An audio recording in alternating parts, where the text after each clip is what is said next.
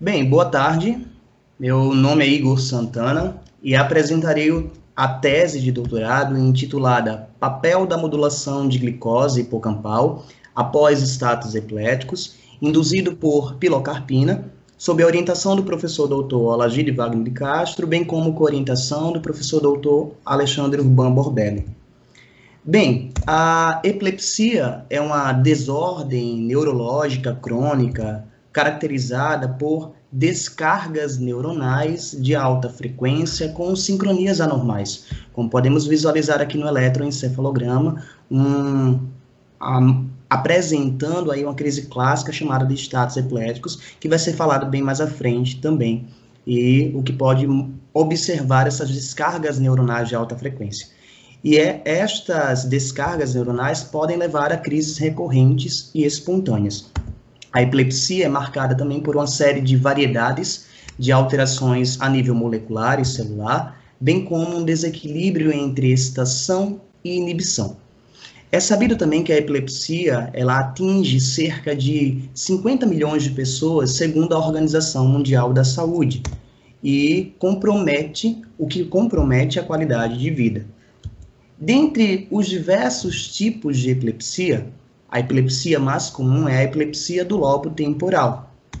E para iniciar esta epilepsia, existem alguns insultos epileptogênicos, alguns fatores que desencadeiam o início dessas crises, da própria epilepsia do lobo temporal, como, por exemplo, lesões, traumas, convulsão febril e status epiléticos. Após estes tipos de insultos epileptogênicos, pode vir um período de latência, que varia de 5 a 10 anos em humano e de semanas a meses em modelo animal, e este período de latência também é clássico, dito na literatura como epileptogênese, ou seja, a gênese da epilepsia. É a alteração, basicamente, de um cérebro normal para um cérebro epilético. E após esse período de latência, podem vir a ocorrer as crises recorrentes e espontâneas. É sabido e visto na literatura também que as regiões, as estruturas cerebrais presentes no lobo temporal, elas podem ser afetadas nestas crises, neste contexto da epilepsia. Dentre elas, uma estrutura que é bem mencionada é o hipocampo. E fisiologicamente falando, o hipocampo ele é responsável pelos processos de memória e aprendizagem. Quando olhamos a uma vista anatômica, nós podemos dividir o hipocampo na região chamada de corno de Ammon, aqui em azul, e essa região do corno de Ammon é subdividida nas áreas CA1, CA2 e CA3, e nesta região podemos identificar neurônios com formato triangular, um formato piramidal, que são os neurônios piramidais que são excitatórios. Outra área do hipocampo é chamada de giro dentado.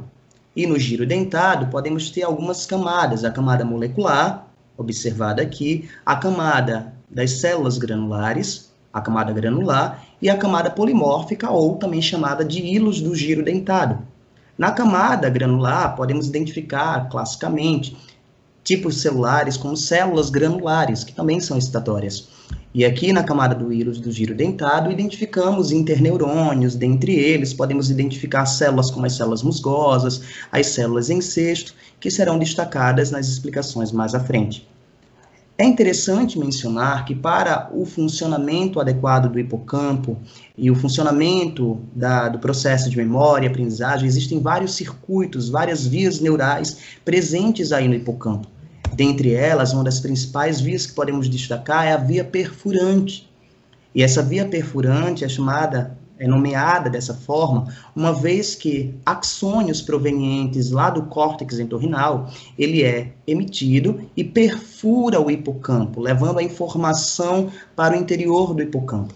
E esta via de entrada, ela pode fazer sinapse com algumas regiões do hipocampo, inclusive a região granular do giro dentado, exatamente fazendo sinapse com os dendritos apicais das células granulares. Posteriormente, esses neurônios, essas células granulares, emitem seus axônios, que são chamados de fibras musgosas, e estes axônios, por sua vez, eles fazem sinapse com os dendritos apicais de outra região, que são os dendritos presentes nas células piramidais da região CA3. Por sua vez, estes neurônios da região CA3 emitem seus axônios, chamados de colateral de Schaffer, e fazem sinapse com neurônios presentes na região CA1. Dando continuidade nesse circuito, esses neurônios podem fazer sinapse no subículo e, por fim, o subículo pode emitir axônios também fazendo sinapse com o córtex entorrinal, fechando essa via, essa conexão neural. É interessante mencionar também que relatos na literatura já descrevem da associação do hipocampo com as crises epiléticas, mostrando então, indicando que o hipocampo pode ser o responsável e contribuir na gênese, manutenção e disseminação das crises epiléticas. Como mencionado anteriormente, essas crises podem estar acontecendo e vários insultos epileptogênicos podem estar acontecendo nessa região. E um dos insultos mencionados e que vai ser bastante enfatizado nessa apresentação é o status epiléticos. E como conceituar os status epiléticos? Os status epiléticos é conceituado como crises contínuas e autossustentadas que podem durar em torno de 5 minutos a 30 minutos. E este insulto epileptogênico, ele pode estar acontecendo aí no lobo temporal, e uma vez acontecendo aí no lobo temporal, pode vir um período que é chamado, como mencionado anteriormente, de epileptogênese. E após a epileptogênese, poderá vir surgir também as crises recorrentes e espontâneas. Vale mencionar que durante esse período de epileptogênese, podem ter uma série de alterações a nível celular, a nível molecular e comportamental, como, por exemplo, alterações sinápticas, rearranjos sinápticos de maneira normal, brotamentos de fibras musgosas, que são exatamente aqueles axônios que provêm das células granulares, o wet dog shake, que é um padrão comportamental visto classicamente em vários modelos animais, que mimetiza a sacudida do cachorro molhado, além de morte neuronal em regiões do hipocampo mencionadas anteriormente. Regiões essas como, por exemplo, a região CA1, CA3 e o hílus do giro dentado, que são regiões susceptíveis às crises epiléticas. Após esse período de crises recorrentes espontâneas e todas essas alterações que acontecem aí durante a epileptogênese, podem vir alterações secundárias que podem também suportar mais gerações de insultos e manter esse circuito mencionado agora.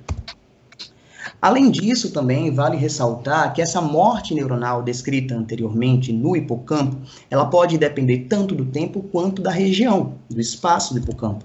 Por exemplo, aqui na região do hílus do giro dentado, já é descrito na literatura que após estados epiléticos, as primeiras horas após estados epiléticos, ocorre uma acentuada morte neuronal, como mostrado aqui, esses neurônios em verde, que são neurônios clorogênio positivo, que estão em processo de degeneração. E no período mais tardio, de 30 dias após o início dos estados epiléticos, essa quantidade de morte neuronal ela tende a diminuir. O mesmo processo é observado também na região CA3, mais acentuado no início e uma menor quantidade de morte neuronal no final desses estados epiléticos. Na região CA1, observamos morte neuronal no início, só que no final ainda tem uma quantidade significativa de morte neuronal, o que nos dá a entender que essa morte neuronal pode estar seguindo de acordo com a via perfurante citada anteriormente. É interessante mencionar também que logo no início, observando um pouco do histórico, que o sistema colinérgico ele foi desde a década de 40 associado às crises epiléticas, porém veio se acentuar mesmo essa associação na década de 80, com um grupo de Tusk e colaboradores, que observou de fato que a infusão de pilocarpina era capaz de mimetizar as alterações a nível comportamental e eletroencefalográficas observadas em pacientes portadores de epilepsia. E hoje, então, a pilocarpina, que é um agonista colinérgico muscarínico, ela é capaz de reproduzir os aspectos clínicos e morfológicos da epilepsia do lobo temporal em roedores. É importante mencionar também que no final do século passado era bastante aplicado, ainda é aplicado também, a infusão de pilocarpina de maneira sistêmica. No início deste século, foi observado também a administração da pilocarpina intrahipocampal, mostrando um pouco mais de eficiência, uma vez que tinha uma menor morte de modelo animal, então conseguia reproduzir também os mesmos aspectos clínicos e morfológicos. Então, inclusive, o grupo do professor Norberto começou a fazer também essa prática de administração intrahipocampal e mostrando assim um aspecto importante a nível clínico e morfológico, reproduzindo de forma eficiente a epilepsia do lobo temporal. Mas como de fato isso ocorre? Como a pilocarpina ela vai estar atuando para iniciar essas crises epiléticas? Após a administração no sítio, exatamente no hipocampo da pilocarpina, a pilocarpina, como um agonista colinérgico muscarínico, vai estar se ligando aos seus receptores específicos, como receptores muscarínicos, desencadeando toda uma via intracelular, toda uma via de sinalização intracelular, que vai ativar enzimas específicas, agindo no fósfato de inositol, liberando inositol trifosfato, agindo no retículo endoplasmático para liberar uma maior quantidade de cálcio intracelular. Isso vai estar desencadeando o início das crises, o que marca, então, uma ativação a nível colinérgico. Após isso, outros neurônios vão estar liberando glutamato, e o glutamato também vai agir no seu receptor específico, como receptores NMDA, desencadeando também toda uma via intracelular, o que aumenta o nível de cálcio, desencadeando, então, uma manutenção glutamatérgica. Para entender melhor como a infusão de pilocarpina pode levar também a mortes de células ali no hipocampo, exatamente no hilo do giro dentado, que foi o sítio da infusão de pilocarpina, vamos entender agora as hipóteses que podem dar suporte ao início das crises, a partir, por exemplo, da morte de algumas células importantes no hilo do giro dentado. Aqui vemos o exemplo e o modelo clássico do hipocampo e destacamos aqui o hilo do giro dentado, onde podemos observar algumas células importantes. As células granulares, já mencionadas anteriormente, células presentes aqui no hilo, vamos destacar a célula musgosa. As células granulares, como mencionado, ela já faz sinapses com as células da região CA3 e elas podem se conectar e fazer sinapses também com as células musgosas. Uma vez que há infusão de pilocarpina, pode haver a morte neuronal desta célula musgosa, e essa célula musgosa morrendo, deixando de existir aí no sistema, esse contato sináptico que a célula granular tinha com a célula musgosa vai deixar de existir, e vai haver o brotamento desses axônios, das células granulares, de forma aberrante, para a camada molecular, fazendo sinapses com os dendritos apicais, levando, então, a uma alça de feedback excitatório. Só que, segundo a literatura, existem alguns autores que questionam essa hipótese, mostrando que o brotamento das fibras musgosas ele não tem uma relação linear com a frequência das crises epiléticas. Além dessa hipótese, tem uma segunda hipótese que destaca as células em cesto dormente. Células em cesto são outras células presentes aqui no hipocampo, e estas células, elas recebem o estímulo excitatório aqui das células musgosas, estas células excitam as células em cesto, e as células em cesto inibem as células granulares. Uma vez que as células musgosas, elas vêm a morrer, vêm deixar de existir aí nesse sistema, a gente vai perder o drive excitatório dessa região, o que vai levar essas células em cesto a ficar num estado de quiescência, dormente, o que vai diminuir a inibição das células granulares. Mas já foi relatado também, essa hipótese, ela também foi questionada, uma vez que essas células em cesto, segundo alguns autores, elas não seriam os principais alvos das células musgosas, o que, com a rápida ablação das células musgosas, essas células deixando de existir no sistema, ao invés de levar a um estado de hiperexcitabilidade, como era esperado, alguns autores mencionam que levaria a uma hipoexcitabilidade das células granulares. E a terceira hipótese que dá suporte a esse processo de início das crises epiléticas seria pelas células musgosas irritáveis. Nesse sistema em que as células musgosas elas deixariam de existir, algumas células musgosas seriam sobreviventes, ainda existiriam ali naquele sistema. Todas as células não deixariam de existir, essas células musgosas. As sobreviventes, elas poderiam então desencadear um aumento da excitabilidade sobre as células granulares. Como isso aconteceria? Ou por brotamento das fibras musgosas, como mencionado anteriormente, ou por potenciação das sinapses ao longo do circuito. ou seja, a sinapse feita pelas células granulares, fibras musgosas e células musgosas. Diante disso, então, essas três hipóteses, elas sustentam aí a associação da morte neuronal de uma célula importante aí no hílos para levar à gênese e propagação das crises epiléticas. Só que é interessante mencionar também que durante os status epiléticos, há uma alteração no metabolismo cerebral, no consumo e metabolismo de glicose. A glicose, ela é a principal fonte de energia para o cérebro. E como a molécula polar, ela precisa, então, de transportadores para entrar na célula e assim ser metabolizada e usada pela célula. Um dos principais transportadores conhecidos são os glúteos, que são os transportadores de glicose.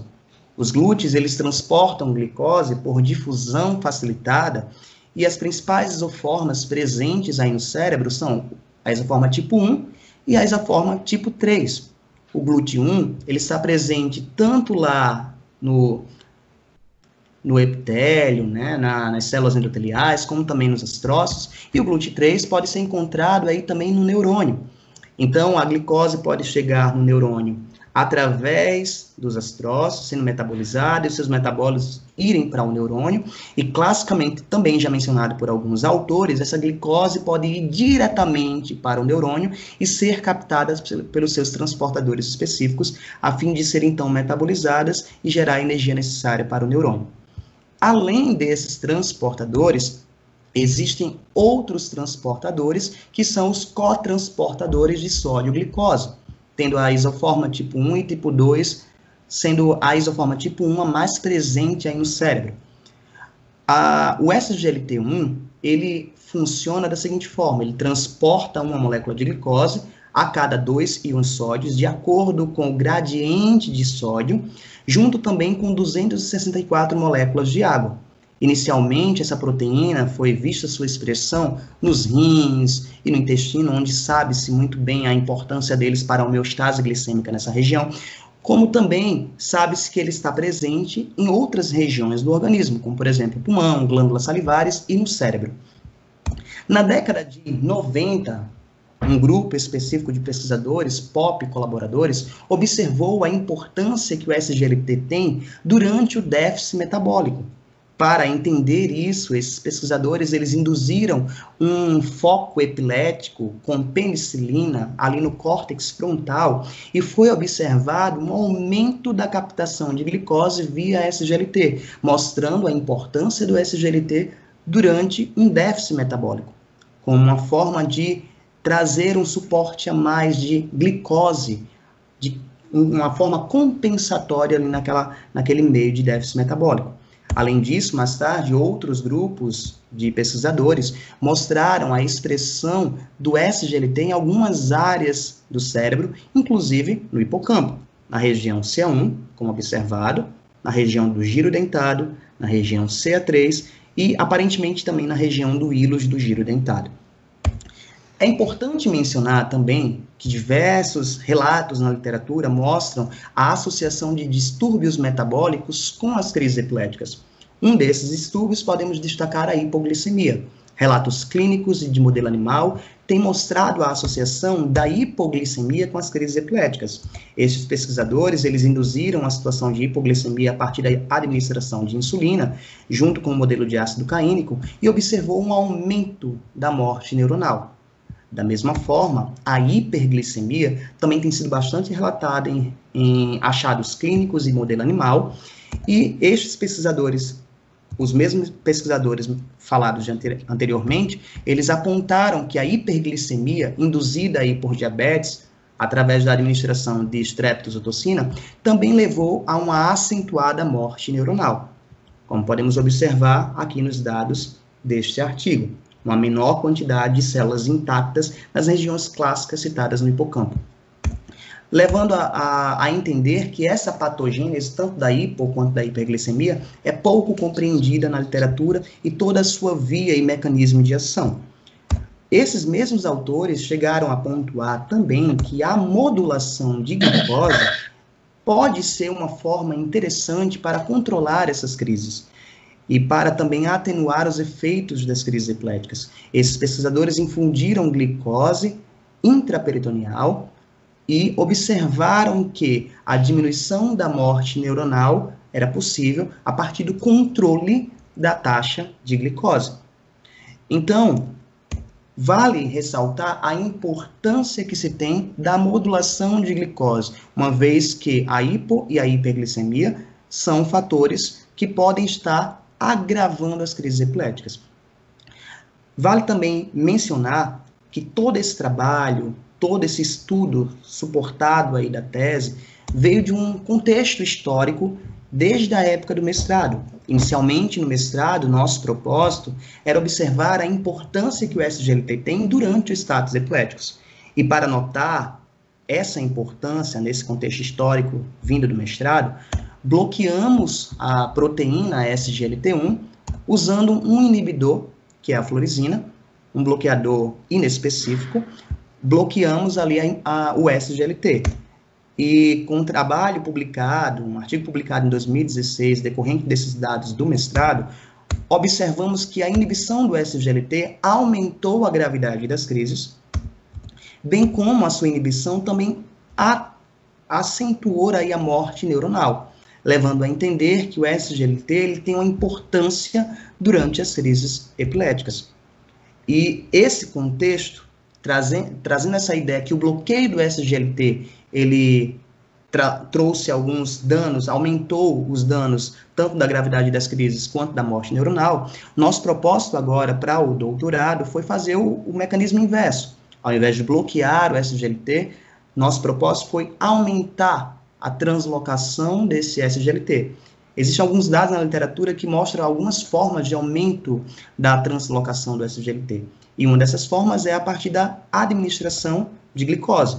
Aumentando a concentração de glicose, nossa hipótese foi que aumentaria a translocação de SGLT e isso levaria a uma diminuição dos eventos adversos que acontecem nos status epiléticos. Diante disso, nosso objetivo geral foi analisar o efeito da modulação de glicose hipocampal após status epiléticos induzido por pilocarpina e utilizando animais controle e com SE tratados com salinoglicose, nossos objetivos específicos foram analisar o número do wet dog shake total, identificar o período de latência para os status epiléticos, avaliar também as diferentes classes das crises epiléticas durante o SE, determinar a consolidação da memória a longo prazo, descrever o padrão de neurodegeneração em regiões hipocampais e extra-hipocampais, bem como o estresse oxidativo após SE, avaliar a atividade neuronal em regiões hipocampais e extra-hipocampais após SE, e, por fim, determinar a expressão da proteína SGLT1 em regiões hipocampais. Vale destacar que, a partir desse ponto da apresentação, os materiais e métodos serão descritos simultaneamente junto com seus resultados de discussão específicos. Bem, nosso delineamento experimental para fazer e entender e responder essas perguntas, dividimos em alguns grupos, um grupo controle, que não recebeu pilocarpina, um grupo que recebeu apenas pilocarpina e alguns grupos que receberam glicose antes da pilocarpina e após a pilocarpina, nas concentrações de 1, 2 ou 3 milimolar. Vale destacar também que todos esses experimentos foram aprovados de acordo com o Comitê de Ética em Uso Animais da UFAL. Bem, os ratos Wistar foram utilizados nesse experimento com a média de peso de 240 a 340 gramas. Eles foram submetidos a cirurgias estereotáxicas para a implantação de uma cânula exatamente no hílus do giro dentado esquerdo, de acordo com coordenadas já pré-determinadas. E após essa cirurgia, os animais passaram por um período de recuperação de 1 semana.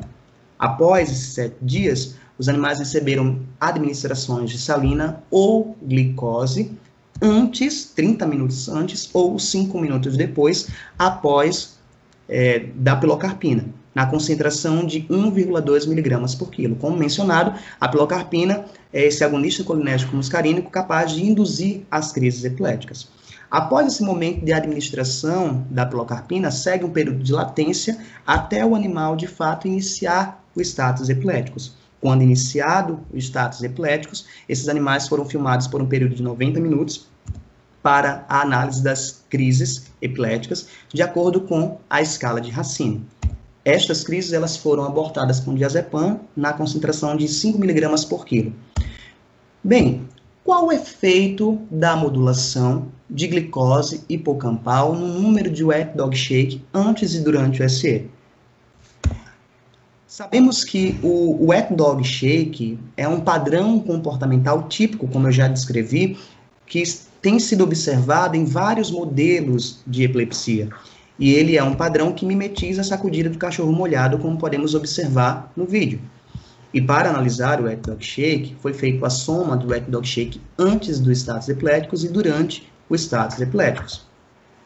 Nossos primeiros resultados mostraram que a concentração de glicose maior de 3 milimolar administrada após a pilocarpina foi capaz de aumentar o número de wet dog shake. Sabemos que o wet dog shake, quando induzido com pilocarpina, ele é observado nos diversos grupos, ele foi observado nos diversos grupos, mas foi mais acentuado com esta concentração. E isso tem sido descrito na literatura como uma hipótese anticonvulsivante. Tem sido mostrado também que ele pode agir por uma via paralela, a via que desencadeia as crises epiléticas, e isso pode ser uma estratégia de controle central das crises. É descrito também que o wet dog shake ele é bastante presente antes dos estados epiléticos, o que diminui bastante ao longo dos estados epiléticos, durante os estados epiléticos. Só que nesses grupos que receberam a concentração de 3 milimolar, foi observada a maior quantidade também de wet dog shake durante os estados epiléticos, o que pode indicar uma diminuição também da gravidade das crises. Logo, o controle de glicose hipocampal levou ao aumento de wet dog shake, sendo então a estratégia central de controle de crises. Bem, nossa próxima pergunta foi qual o efeito da modulação de glicose hipocampal na gravidade das crises? E para analisar a gravidade das crises, foi usada a escala de Racine, que é uma escala arbitrária que indica as crises epiléticas de crises mais brandas para crises mais graves, da crise 0 à crise 5. Então, a classe 0 mostra uma crise mais branda, que é a imobilidade, o animal fica imóvel. Na classe 1, apresenta automatismo facial, podemos ver mastigação, salivação, então isso indica essa classe 1. A classe 2, o animal tem clonia de cabeça e pescoço. Na classe 3, nota-se mioclonia de patas anteriores, já é uma classe mais grave que as anteriores. A classe 4 é uma classe que já apresenta o somatório das classes anteriores também, e na classe 4 o animal começa a ficar sobre as patas posteriores, o que culmina para a classe 5, que é a classe mais grave, segundo esta escala, em que pode marcar a elevação e queda. Então, uma série de quedas desses animais, isso pode indicar uma maior gravidade das crises epiléticas. Então, podemos ver, ele perde o equilíbrio e tem esta queda, indicando aí a classe 5. Bem, esse período de 90 minutos que os animais foram filmados durante o SE, ele foi dividido em 18 janelas de 5 minutos e cada uma dessas janelas foi marcada pela crise que foi mais grave nesta janela. Então, estas crises mais graves, elas foram somadas e divididas pelo total de janelas, que foi 18, para ter essa variável da gravidade das crises. Para ter uma análise mais minuciosa, foi observada, então, a quantidade e tempo total das classes de 3 a 5, que eram as classes mais graves, mais visíveis, e que foram determinadas para essas análises. Para também ter um detalhe maior dessas crises, foi feita a análise da evolução das classes ao longo do SE, e esses 90 minutos eles foram agora divididos em 9 janelas de 10 minutos, para acompanhar a evolução dessas classes, de 3 a 5 também. Antes disso, como mencionado, antes de fato iniciar os estados epiléticos, tem um período de latência, que também tem sido descrito na literatura, que com a aplicação de drogas antiepiléticas, o aumento desta latência indica também um fator anticonvulsivante. Só que as concentrações de glicose utilizadas nesse experimento não foi capaz de alterar este parâmetro. Em relação à classe 3, observamos que a quantidade de classe 3 e o tempo total de classe 3 foi atenuado quando administrada a concentração maior de glicose, a concentração de 3 milimolar após a pilocarpina.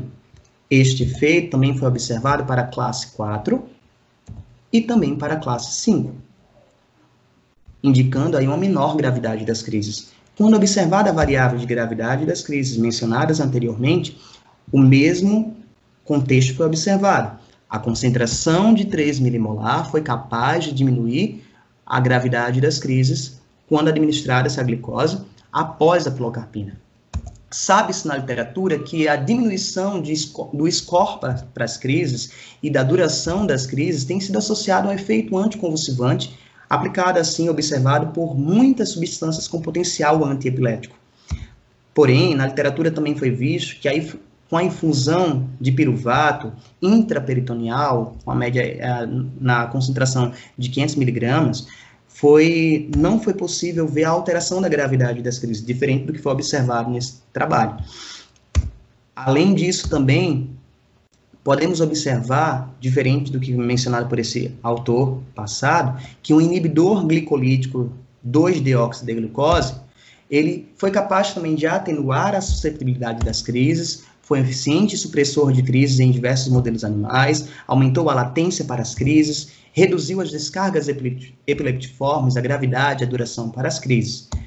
O 2-DG, esse inibidor, ele também é capaz de entrar na célula por meio do transportador de glicose.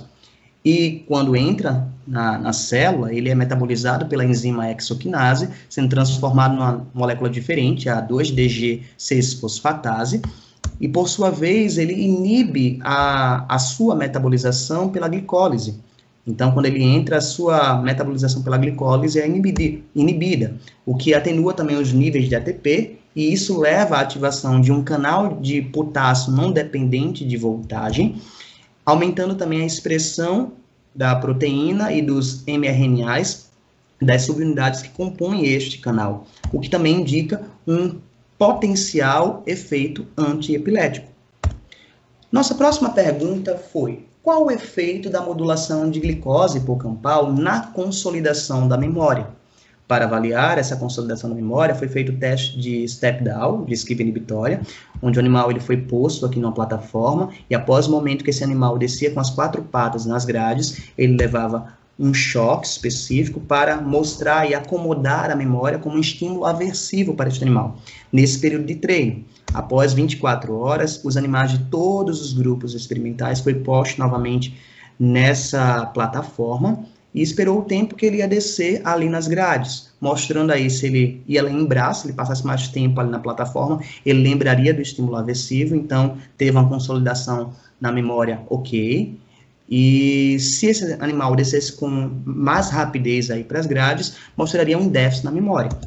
Então, como já é clássico, os animais que receberam apenas a administração de pilocarpina tiveram um déficit na memória. Porém, as concentrações de glicose administradas antes e após a pilocarpina não foram capazes de proteger desse déficit cognitivo. É sabido também que as regiões hipocampais e extra-hipocampais, elas estão associadas com a consolidação da memória e os processos de aprendizagem, bem como também que o status epiléticos, ele é capaz de danificar algumas dessas áreas que estão associadas a essas funções, o que leva também à morte neuronal e também ao comprometimento desses processos de aprendizagem e consolidação da memória. É sabido também que alguns distúrbios metabólicos, quando associados às crises epiléticas, são, no caso, a hiperglicemia diabética, de forma crônica e progressiva, associada aos status epiléticos induzido por pilocarpina, já foi notado que também leva à morte neuronal e ao agravo do déficit epilético. Nesse trabalho, nesse estudo observado, a gente não viu que com essas administrações de glicose, há uma alteração na consolidação da memória. Então, pode ser que se mudasse a concentração, se alterasse a concentração ou a forma de uma maneira mais crônica, poderia ter alguma intervenção. Mas, a priori, com essa administração aguda, não teve intervenção. Nossa próxima pergunta foi: qual o efeito da modulação de glicose hipocampal na neurodegeneração? Para responder essa pergunta, os animais, os ratos Wieser, eles foram perfundidos após 24 horas dos estados epiléticos, com PBS e paraformaldeído, os cérebros foram coletados, pós-fixados e crioprotegidos com sacarose. Estes cérebros eles foram congelados gradativamente, processados, as secções desses cérebros foram postas em lâminas histológicas, em 6 secções, e posteriormente as fotomicrografias foram capturadas com microscópio de fluorescência, para a realização de algumas técnicas específicas, como por exemplo, fluorogêide, que é uma técnica que marca o processo de morte neuronal, e as imunofluorescências para cefóis, que indica a atividade neuronal, e para a proteína alvo do estudo, que foi a SGLT1, para observar a sua translocação nessas regiões do cérebro. Bem, as células fluorogêide positiva ou cefose positiva foram observadas no hipocampo, observando o hipocampo como um todo, o hipocampo dorsal, medial e ventral, de acordo com Castro et al. 2011, mostrando aí as áreas CA1 do hilus e CA3 de todas essas regiões.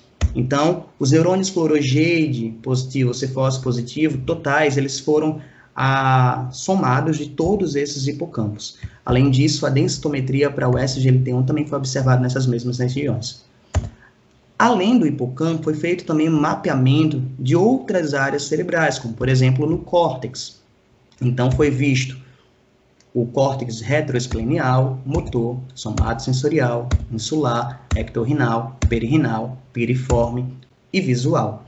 Além dessas regiões do córtex, foram vistos alguns núcleos talâmicos, como o lateral posterior, a parte médio-rostral, o núcleo centrolateral, bem como um núcleo hipotalâmico paraventricular, um núcleo amidaloide lateral, parte dorsolateral, o subículo e a substância nigra. Vale ressaltar que as contagens dessas células fluorogêide positiva e cefose positiva foi feita usando o programa IMEDJ, utilizando o plugin Cell Counter e sendo uma análise feita manual. Bem, em relação à neurodegeneração no hipocampo após 24 horas do SE, podemos notar aqui, nessa parte superior, no grupo controle, que recebeu apenas pilocarpina, neurônios fluorogêide positivo em verde, mostrando aí uma grande quantidade de morte neuronal nessas regiões. E abaixo, observamos as concentrações diferentes de glicose administrada antes a pilocarpina e após a pilocarpina, onde podemos notar uma diminuição da morte neuronal, olhando qualitativamente, o que pode ser comprovado aqui de maneira quantitativamente. Então, teve uma diminuição de morte neuronal em todas as concentrações de glicose administrada antes e após a pilocarpina. Já é sabido que o status epiléticos, ele aumenta a estabilidade neuronal, o que desencadeia a liberação do neurotransmissor glutamato, o que também leva a um aumento do pool de cálcio intracelular, levando também a excitotoxicidade. Além disso, o status epiléticos, ele compromete a disponibilidade energética, também comprometendo a produção de ATP e levando à liberação de espécie reativa de oxigênio. O conjunto de todos esses fatores dão suporte e levam ao processo de morte neuronal naquelas regiões do hipocampo que são susceptíveis a essa morte neuronal, regiões descritas aqui anteriormente.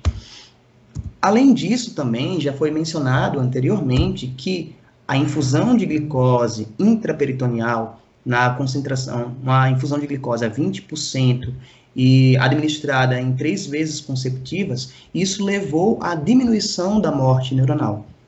Similarmente, foi observado também que a infusão de piruvato levou ao mesmo efeito, diminuiu a morte neuronal. Estes autores, interessante, que eles observaram que essa diminuição da morte neuronal, ela estava, então, associada à diminuição do acúmulo de zinco em corpos celulares de neurônios. E isso também sugere, né, a associação de um mecanismo de ação justamente com esse efeito neuroprotetor.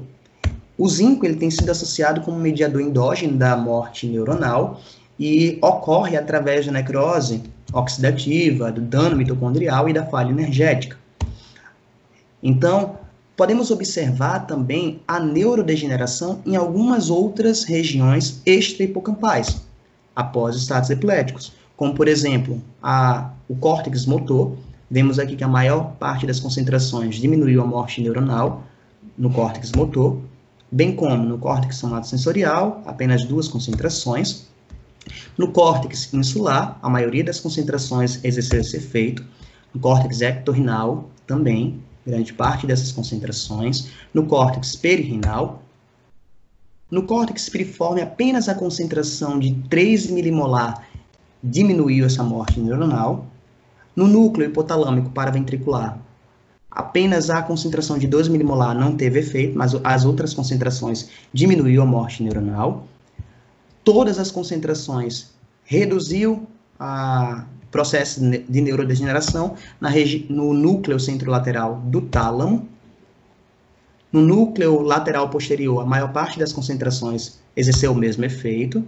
No núcleo amidaloide, todas as concentrações reduziu a morte neuronal, assim como no subículo e na substância nigra. Bem, é importante mencionar a relevância do tálamo como uma área cerebral e que se comunica por meio de vias aferentes e eferentes com áreas motoras do córtex cerebral, de núcleos amidaloides, de estruturas também subcorticais motoras, como dos núcleos da base. Uma vez que esses loops, gânglio, tálamo, cortical, eles são responsáveis pelo controle motor voluntário, incluindo aí contração muscular, planejamento motor, execução motora, a sua disfunção, a disfunção deste loop pode levar a crises motoras generalizadas, dano neuronal e déficit cognitivo. Nosso estudo, observamos que houve uma diminuição da morte neuronal, tanto no hipocampo quanto em várias outras áreas cerebrais, do córtex, do tálamo, do hipotálamo, do subículo e da substância nigra. Outro trabalho também observou que com a infusão de piruvato, assim como viu uma diminuição da morte neuronal no hipocampo, também esse mesmo grupo observou uma diminuição da morte neuronal em regiões corticais e talâmicas, assim como observado no nosso estudo. E esses autores também relacionaram essa morte neuronal com a diminuição do acúmulo de zinco. Uma vez também que há disfunção mitocondrial, dano no ciclo do ácido cítrico e estresse oxidativo em regiões como, por exemplo, córtex, tálamo e hipocampo, é importante mencionar que a modulação de glicose pode ser uma abordagem terapêutica para proteger o dano neuronal causado pelo SE. Vale ressaltar, como no nosso estudo a gente observou uma maior relevância dos resultados em relação à concentração de 3 milimolar, nos próximos resultados vamos dar mais ênfase à concentração de 3 milimolar da glicose após a pilocarpina. Bem, nossa próxima pergunta foi: qual o efeito da modulação de glicose hipocampal no estresse oxidativo? Para responder essa pergunta, após 24 horas do SE, os animais eles foram decapitados, os cérebros foram coletados, os hipocampos foram dissecados, posteriormente congelados. Estes hipocampos eles foram então macerados, o homogenato foi feito, incubado com o DTNB e depois analisado, para análise aí do conteúdo total de tiol. Para observar a peroxidação lipídica, esse homogenato ele foi incubado com substâncias reativas de ácido tiobarbitúrico e analisado posteriormente. Para observar a atividade de algumas enzimas, como a superóxido dismutase, o homogenato foi incubado com tampão carbonato de sódio, posteriormente com epinefrina em ácido acético, e a análise posterior foi feita. E, por fim, foi visto também a atividade da catalase. Esse homogenato também foi incubado com tampão fosfato, junto com água oxigenada em ácido acético, para ser feita a posterior análise também. Notamos, então, que classicamente, já esperado, teve um aumento de malondialdeído, que são produtos da peroxidação lipídica, a diminuição de tiol, da enzima catalase, também uma tendência à diminuição da enzima SOD, e quando observado a infusão de glicose, não teve nenhuma alteração em todos esses 4 parâmetros, quando comparado ao grupo que recebeu apenas pílula. Já sabe-se que, após os estados epiléticos, há uma geração de espécies reativas de oxigênio pela mitocôndria.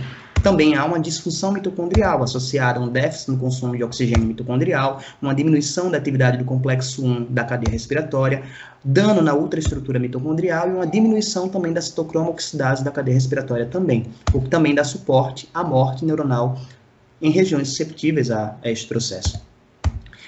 Então, embora a modulação de glicose hipocampal tenha levado um efeito neuroprotetor, esta modulação não interferiu no estresse oxidativo e este efeito neuroprotetor não está associado também ao estresse oxidativo. Nossa próxima pergunta foi: qual o efeito da modulação de glicose hipocampal na atividade neuronal? E observando essa atividade neuronal no hipocampo, notamos em vermelho as células cefós positiva, aqui em azul, neurônios, o núcleo marcado com um DAP, e vemos que no grupo que recebeu apenas pilocarpina, houve uma maior quantidade de células, como esperado, cefós positiva, uma vez que há hiperestabilidade e uma maior atividade neuronal. Com a administração de glicose 3 milimolar, houve uma redução dessa atividade neuronal no hílus, na região CA3 e na região CA1.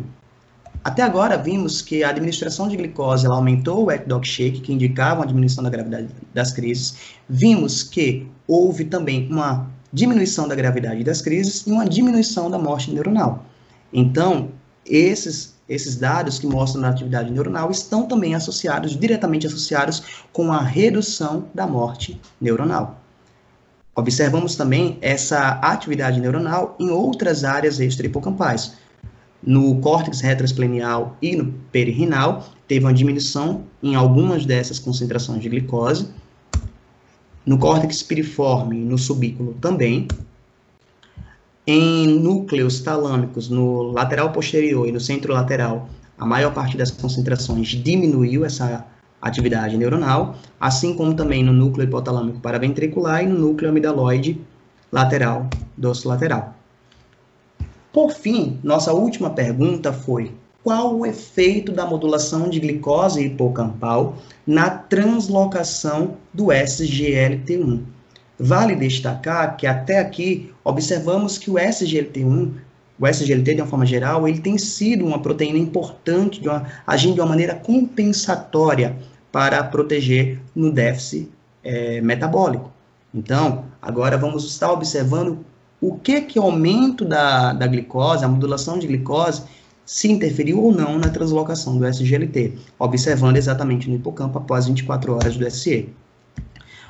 Na parte superior, observamos o grupo que recebeu apenas pilocarpina, em vermelho, marcando o SGLT, e observamos que os grupos que receberam a concentração de 3 milimolar de glicose, essa concentração foi capaz de aumentar a translocação de SGLT, de SGLT1, no hílus do giro dentado, na região CA3 e na região CA1. Como mencionado anteriormente, o SGLT1 ele já foi visto a sua expressão na região CA3, na região CA1 e aparentemente no hílus do giro dentado também. E mostramos que o SE ele deflagra um déficit metabólico que leva à disfunção mitocondrial e que mostra aí a necessidade de captação de mais glicose de uma maneira compensatória por outros transportadores além do glúteo, entrando aí em ação o SGLT. Então, como mencionamos, no trabalho de mestrado, vimos que o bloqueio do SGLT com fluorescina foi capaz de aumentar a gravidade das crises e aumentar a morte neuronal, mostrando, então, a importância para a sobrevivência dos neurônios, a importância do SGLT para esta sobrevivência dos neurônios em casos de crises epiléticas. E, de forma geral, nesse trabalho, mostramos, então, que o aumento da concentração de glicose foi capaz de aumentar o wet dog shake, diminuir a gravidade das crises, bem como a atividade neuronal, que também está associada com a diminuição da morte neuronal, e, por fim, aumentar a translocação de SGLT1, mostrando, então, que todos esses fatores, todos esses resultados podem estar como suporte, está acontecendo tanto pela translocação do SGLT, como também pelo aumento da concentração de glicose. Além disso, também, nossa hipótese foi que, possivelmente, essa translocação de SGLT1 esteja aumentada por causa da existência também de alguns sensores de glicose no hipocampo.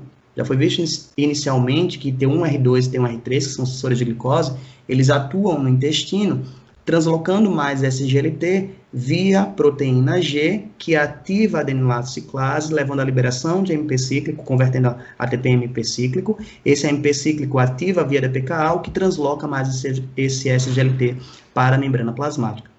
Então, nossa hipótese pode ser que o SGLT1 esteja aumentando a sua translocação também por causa do sensor de glicose. Com mais glicose no meio extracelular, essa glicose vai estar ativando esse sensor, levando ao aumento dessa translocação. Diante disso, então, o controle de glicose hipocampal, ele pode estar modulando a epileptogênese via SGLT1, o que pode ser uma terapia contra a epilepsia do lobo temporal.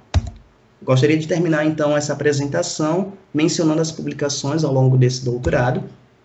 Como mostrado bastante nessa apresentação, no ano de 2016 publicamos esse artigo decorrente dos dados do mestrado. Agora, em 2019, como resultado de uma palestra apresentada pelo meu orientador, o Alagide, em 2018, no Neuroscience, também um evento aí coordenado pelo professor Norberto, que nos assiste aí na banca. Então, decorrente dessa apresentação, gerou esse artigo na Epilepsy and Behavior no ano passado, com o tema Life and Death in Hippocampus, Who's Bad.